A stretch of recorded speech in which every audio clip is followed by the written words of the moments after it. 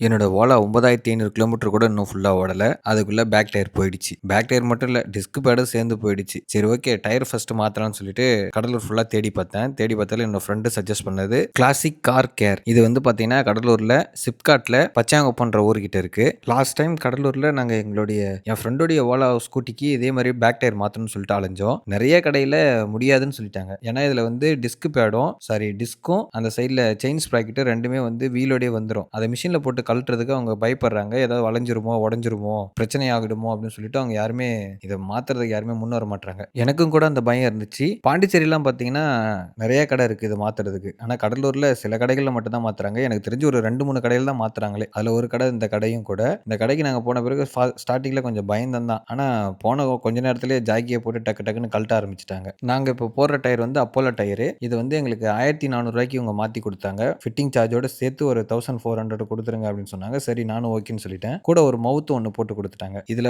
வண்டியில வரம்போது மவுத் வந்து ஸ்ட்ரெய்ட்டா இருக்கும். அதனால காத்தடிக்கிறது ரொம்பவே கஷ்டமா இருக்கும். இந்த வாட்டி லைட்டா பெண்ட் போட்ட மாரி ஒரு மவுத் இருக்கும். அந்த மவுத்த போட சொல்லிட்டேன். என்னோட ஃப்ரெண்டோட வண்டிக்கு டயர் மாத்தணும்னு சொல்லியிருந்தேன் இல்லையா? அது வந்து மேனுவலா கீழ வச்சு சுத்தியில அடிச்சு ராட உள்ள விட்டு டயர மேனுவலா கழட்டுனாங்க. பட் ஆனா இந்த வாட்டி அப்படி இல்ல. மிஷின் மூலியமாவே இத கழட்டிட்டாங்க. ஸோ எனக்கு பெருசா எதுவும் சுத்தியல அடிக்கிற பயமோ அந்த மாரி எதுவுமே கிடையாது. இத கழட்டி முடிச்சுட்டு வண்டி ரொம்ப அழுக்கா இருக்கு. பின்னாடி தண்ணி இருந்தா சொல்லுங்க. நான் லைட்டா ஸ்ப்ரே பண்ணிக்கிறேன் அப்படின்னு சொல்லி சொன்னேன்.